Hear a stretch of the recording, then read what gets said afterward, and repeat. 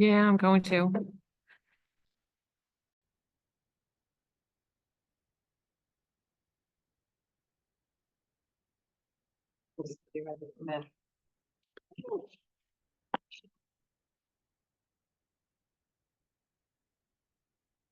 Okay, welcome to 2025. In accordance with the Open Publics Meeting Act, notice this meeting has been sent to the Retrospect and posted on the bulletin board in Borough Hall. First item on the agenda is the public comment period. It's a reminder that public has 5 minutes to speak. Please come to the podium if you are able. Anyone who wishes to speak with commissioners at this time, please step forward.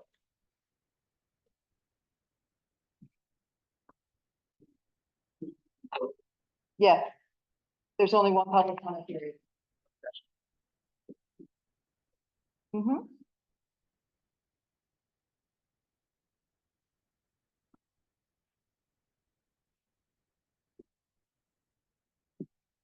Chris Maines, 7 Roberts Avenue. The Borough of Haddonfield, for its 2019 agreement with Fair Share, is required to build just 10 affordable units at Bancroft. No other development is required on that site. Yet the borough continues to expose the entire community to builder's remedy by attempting to use those 10 units as a Trojan horse to bring in additional luxury units, which the overwhelming majority of taxpayers don't want. If we did nothing else but build those 10 units and turn the remaining 9 or so acres into passive open space and continue to pay down the acquisition cost of the parcel itself, it would cost the average household around $200 per year. Frank, you did a focus group a couple months ago. Thank you for that. You saw the results. People are more than willing to pay that $200 or more, and they want open space. And the results weren't even close to supporting any other outcome except maybe for some senior housing on a piece of that parcel. So I've heard 2 reasons why this can't or shouldn't be done, both based on admirable stances. And I mean that, but stances which shouldn't overshadow the downside risk they create if builders remedy. One reason is we don't have the money. We didn't hear we don't have the money when the borough paid O'Neill $3.5 million to leave, or when the borough bought 6 scattered properties, all needing to be rehabbed to create 8 affordable units, or when they spent $1.8 million on Boxwood. I appreciate fiscal conservatism, but now we have builder's remedy knocking on the door, and it's time to set the wheels in motion to just build 10. Another reason I've heard is, Dave, your sentiment that affordable units shouldn't be standalone because of a potential stigma. And I believe your sentiment is genuine. It's not unreasonable. And you've been open and consistent about it since before the election and since the election. So I respect that. But if we build 10 affordable units, new construction at below market rental rates next to a park, 3 blocks from an amazing downtown, in a top school system, we're going to have hundreds of applicants who could care less about any possible stigma and just want that deal. For example, Tarditi Commons. It's a 100% affordable housing development in town. From their website, quote, Birchwood at Tarditi Commons is an affordable rental community located in the quaint and desirable borough of Haddonfield, within walking distance to downtown Haddonfield shopping, dining, and entertainment, as well as convenient to major highways and public transit. And then it says in bold, this is a 62 plus affordable community working off a wait list. Working off a wait list. The fear of stigma will not be consequential enough to deter 10 lucky residents from freely choosing to live in those 10 affordable units. So let's not let it be the reason we don't get this done and wind up with the builder's remedy. Lastly, let's talk about the May 13th vote last year, when the mayor and Kevin Roche voted to designate Woodmont as the developer. Prior to that vote, concerns were raised about Roche's residency status. Those concerns were evaded, dismissed, and ignored, and the commissioners went into closed session where the mayor and Roche voted yes for Woodmont. We knew that Roche had sold his house a month prior to that vote and moved to DC, which is in the judicial record now,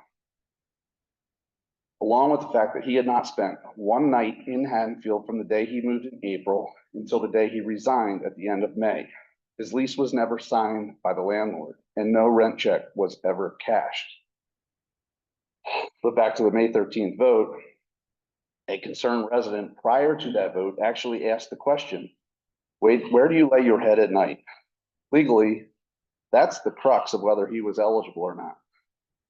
And an ordinary citizen who's not an attorney got right to the legal crux of the eligibility issue before the vote.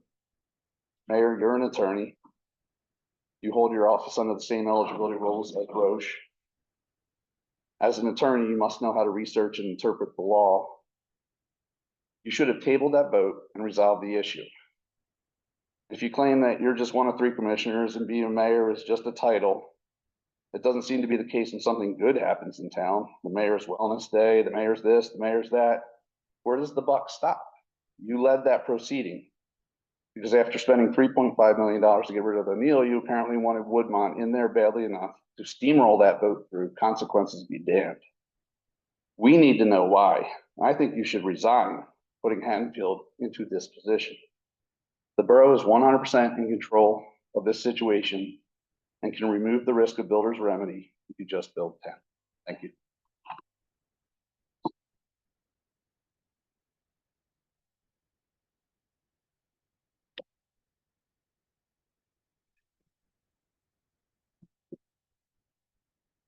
David Kindergarten, 419 Mount Vernon.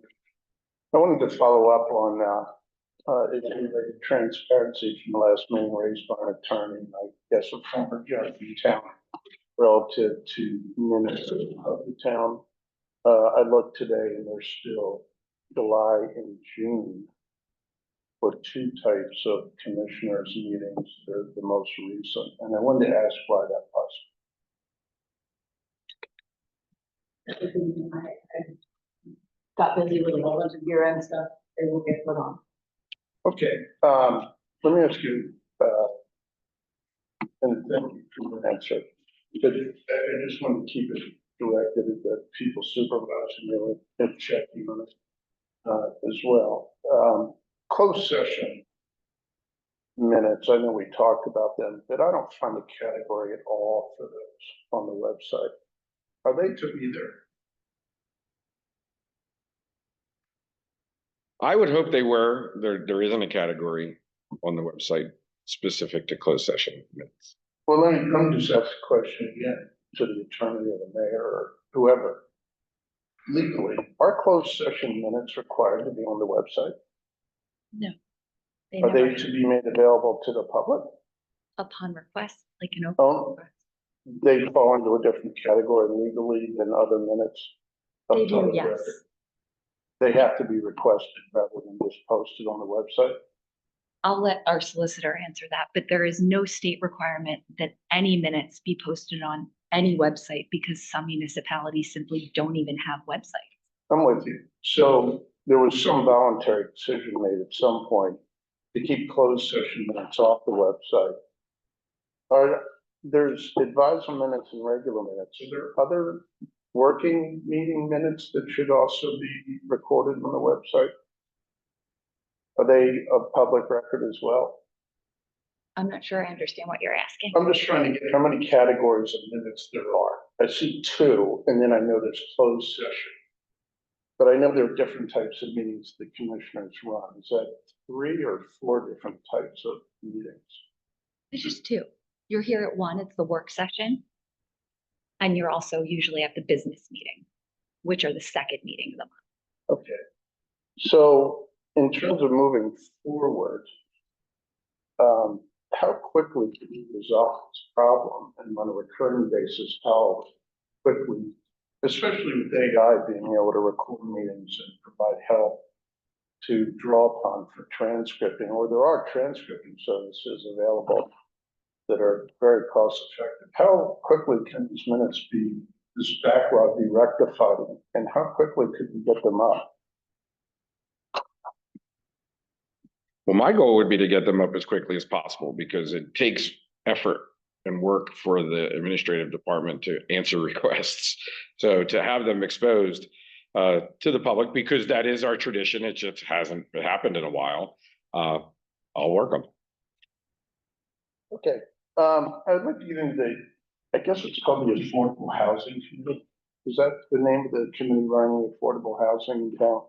No, it's a separate agency.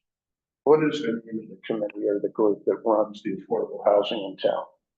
I don't, off the top of my head, I don't know. The acronym is HA. Haddonfield Housing Authority. Right, Haddonfield thank you, Housing thank you. Authority, that's Agency. It's an Yeah, agency. because we couldn't create an authority. I've been able to create those in many ways. I understand. And who runs that in terms, who supervises that in terms of the borough? Who is above that committee in terms of the borough? Who oversees that committee? The committee oversees itself. It's an agency. It's a separate body. I'm with you. And how many people are currently active on that committee? At least 3. I'm not How sure. many are to be in that committee? I don't know. You didn't send me the questions in advance, so I don't No, know. hey, listen, I guess I'm in the dark as much as you are. There's no in the dark. If you just let us know that you'd like answers to questions via email, telephone, or text, you don't have to wait till the meeting even, David. Hey, I'm with you. I'm just probing around here, just trying to get. I get that. There's no like, we're running and gunning every day and doing our jobs. This is like, oh, I understand. So in terms of the detail of what's happening on that committee, where is that record? Where is any record? Thank you, David. Is there supposed to be a website for that though? No. Or is any sort of reporting requirement? No. All right. Thank you. It's Sure.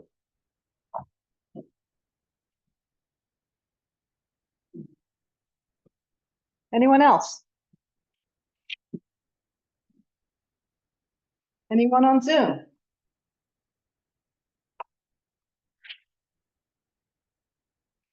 No?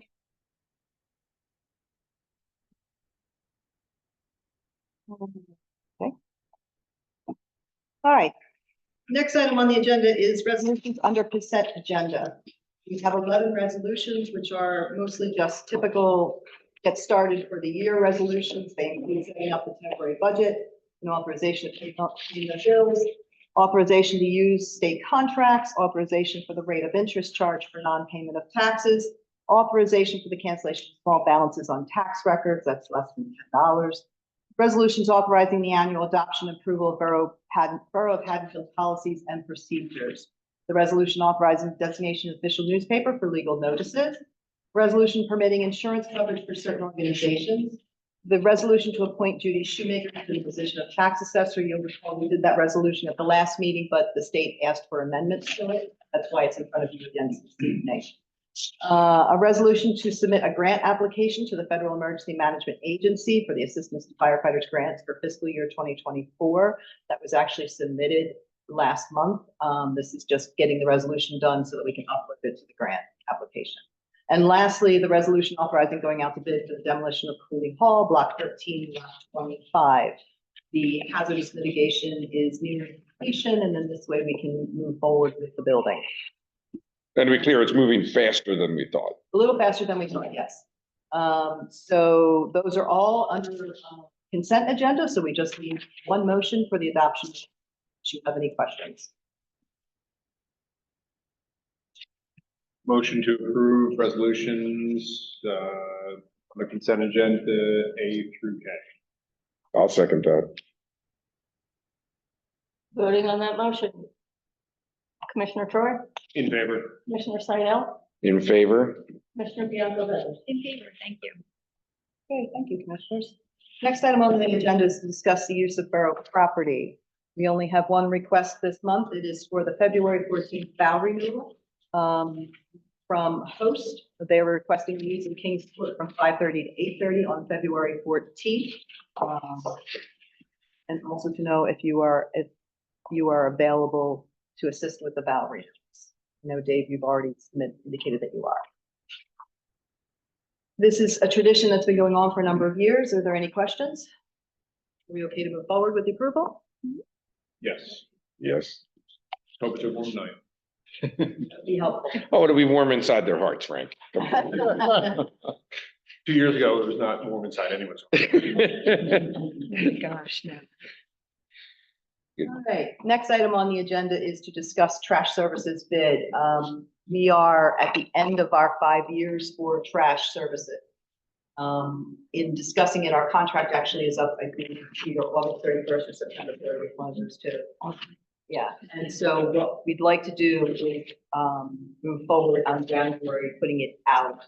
The bid has to be out in 60 days. This allows us time, one, to make sure we're budgeting properly in case, you know, whatever the increase is going to be, and two, also in case it comes back so extraordinarily out.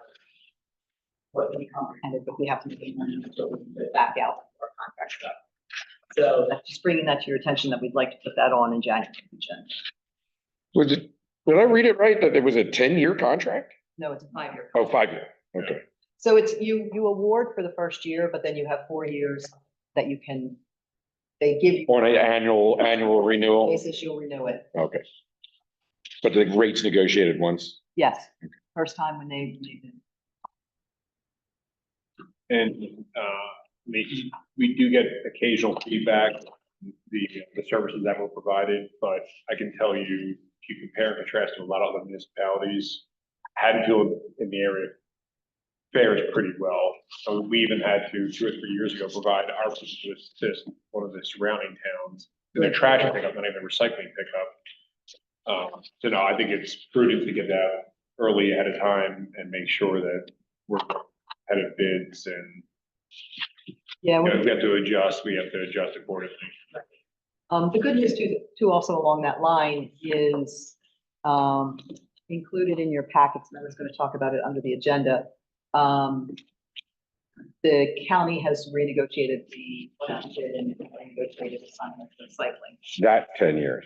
That probably is. Yeah, that's what I got That's confused. much more favorable than what we've been working under for the last year or so. So that will take effect in May. We just have to pass the resolution in January, authorizing our participation in that. Is that just kind of like the equivalent to tipping fees for Yes. recycling? Yeah. Because we collect recycling. We collect recycling. We do put it out to bid as one of the alternates on the bid trash, just to be able to compare pricing. Mhm. It's never been cheaper to outsource that than what we're doing internally. The big thing with recycling is for years, there was such a market for it that we were making money rather than paying money. And then the plant was sold. And at the time, our contract was $5 a pound. So if it wasn't selling, we were only paying $5 a pound, where they were turning it over for tipping fees and paying, you know, the 80-some dollars a pound at the time. So they then were able to negotiate last year when a full contract was agreed to, an amount where we were paying, and it started off, I think this time last year, we were paying $130 or $40 a Yikes. time. Something ridiculous. It was more than paying tipping fees. And that has thankfully gone down to a more realistic number, and it's still high for recycling, you know, like $70 a ton. So I think this new contract is going to be beneficial for us. And we'll see some savings this year moving forward on that end. To offset any increase in cost. Otherwise, for those areas. Yep. So that is the trash service program. I based on your draft resolution, it's not completed with Sal and I. But this is just to give you an idea of the language. It's just committing us that we are going to participate in the fourth round and comply with the rules and regulations. Reinstating that we have our vacant land adjustment, which provides us a little more coverage, and just indicating the deadlines. So this is hopefully on, if you guys are okay with it, is on for the January 27th meeting. And Sal and I will hash out any final details with that, because I believe, Sal, that within 48 hours has to be turned into the court. And then we will begin to draft a plan and talk with you in the future of what that plan really will look like once we get more into it. The construction office is pulling together some information for us to be able to start to look at that. Because with that, that's a committee to a number. We don't have to propose RDPs We don't have, in January. there's right? nothing about the plan in details, correct? It's just committing to the number. Gotcha. And it came down from 97. You said there was an adjustment on our land. We almost had no land Yes, in the calculation anyway. yeah. I mean, less than 5 acres. It's 0.03% of all the available land in regions 5. So we don't have any land. No. Any other questions on the fourth round? No. All right, next item is the draft agenda. So there were a couple things added to this, after Deanna sent this to me. I think the updated one is in your packets. Yes.